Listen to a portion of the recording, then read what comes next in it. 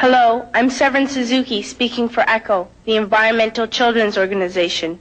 We're a group of 12 and 13-year-olds trying to make a difference. Vanessa Setti, Morgan Geisler, Michelle Quigg, and me. We've raised all the money to come here ourselves, to come 5,000 miles to tell you adults you must change your ways. Coming up here today, I have no hidden agenda. I am fighting for my future. Losing my future is not like losing an election or a few points on the stock market.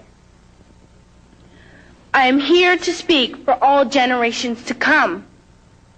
I am here to speak on behalf of the starving children around the world whose cries go unheard. I am here to speak for the countless animals dying across this planet because they have nowhere left to go. I am afraid to go out in the sun now because of the holes in our ozone.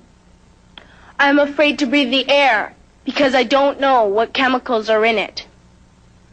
I used to go fishing in Vancouver, my home, with my dad, until just a few years ago we found the fish full of cancers. And now we hear of animals and plants going extinct, every day vanishing forever. In my life, I have dreamt of seeing the great herds of wild animals, jungles and rainforests full of birds and butterflies. But now I wonder if they will even exist for my children to see. Did you have to worry of these things when you were my age? All this is happening before our eyes, and yet we act as if we have all the time we want and all the solutions. I'm only a child, and I don't have all the solutions. But I want you to realize, neither do you. You don't know how to fix the holes in our ozone layer. You don't know how to bring the salmon back up in a dead stream. You don't know how to bring back an animal now extinct. And you can't bring back the forest that once grew where there is now a desert. If you don't know how to fix it, please stop breaking it. Here, you may be delegates of your government, business people, organizers, reporters, or politicians, but really, your mothers and fathers, sisters and brothers, aunts and uncles, and all of you are someone's child.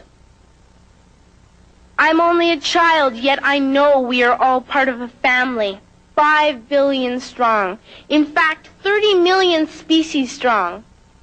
And borders and governments will never change that. I'm only a child, yet I know we are all in this together and should act as one single world towards one single goal. In my anger, I am not blind, and in my fear, I am not afraid of telling the world how I feel. In my country, we make so much waste. We buy and throw away, buy and throw away, buy and throw away, and yet northern countries will not share with the needy. Even when we have more than enough, we are afraid to share.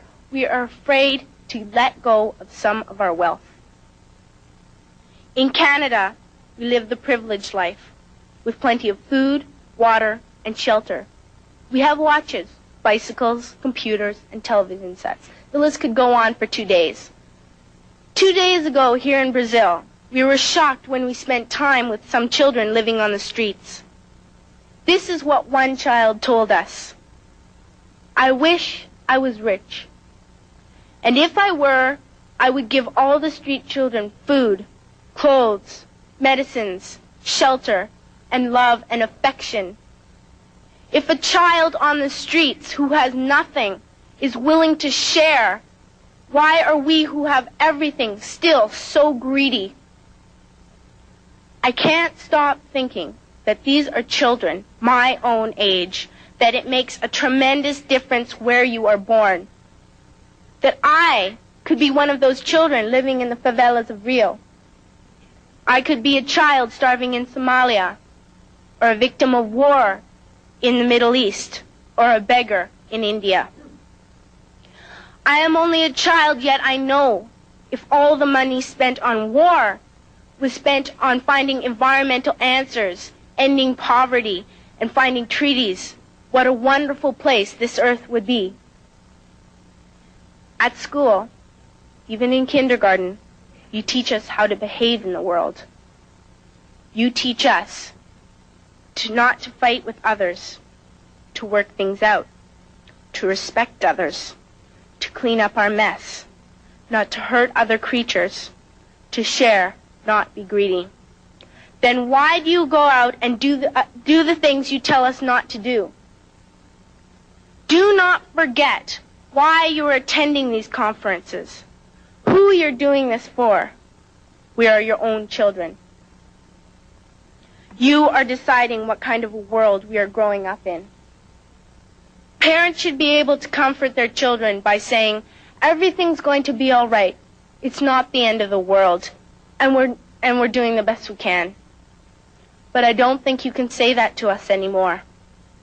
Are we even on your list of priorities? My dad always says, you are what you do, not what you say. Well, what you do makes me cry at night. You grown-ups say you love us, but I challenge you, please, make your actions reflect your words. Thank you.